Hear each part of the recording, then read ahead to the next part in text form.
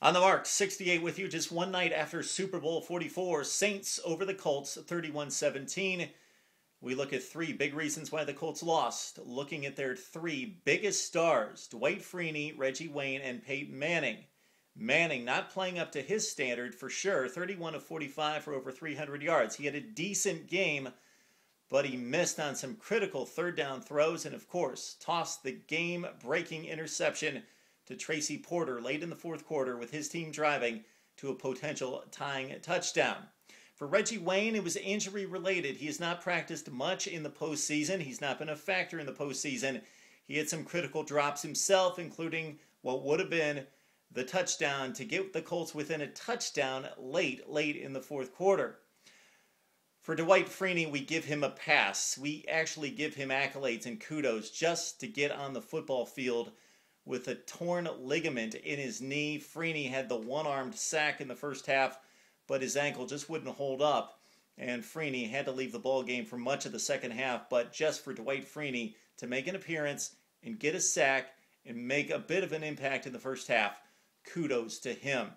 But more than those three factors, we look at Jim Caldwell, the head coach. He made two coaching blunders in this game. First, going into halftime, up 10-3 after the Colts had made the big goal line stand, they had it deep in their own territory. Now, there was too much time to try to run out the clock. They were also in too bad a field position just to clamp down, sit there on the ball, and then punt it away. Drew Brees was going to get it at midfield. What they needed to do was try to get the first down on the ground. When they couldn't do that the first two plays, put the ball in the hands of your Hall of Fame quarterback, Peyton Manning. He could make a throw on 3rd and 2 and keep the ball.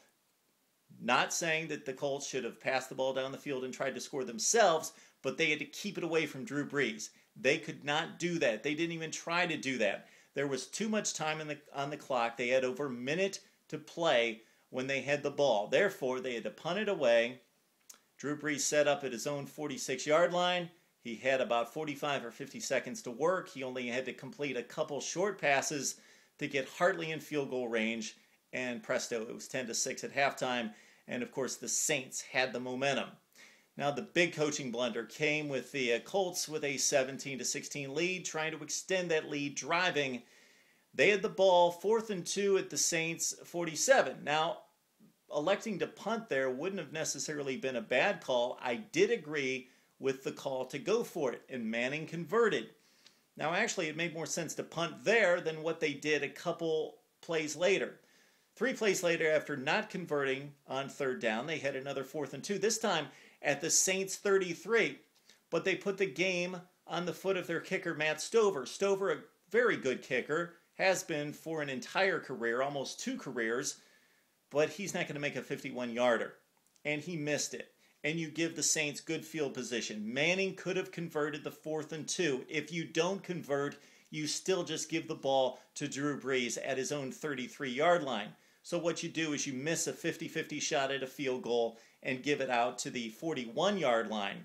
Manning most likely probably had about a 60 to 70% chance of converting and then moving in for the touchdown in a 24-16 lead. Bad rookie job by Jim Caldwell. He really cost his team. Yes, the Saints outplayed the Colts at quarterback, offensive line, and certainly overall defense. But Jim Caldwell cost his team a chance to win a couple times and took the ball out of his Hall of Fame quarterback's hands, Peyton Manning. What do you think? I would love to hear it. I'm on the mark, 68.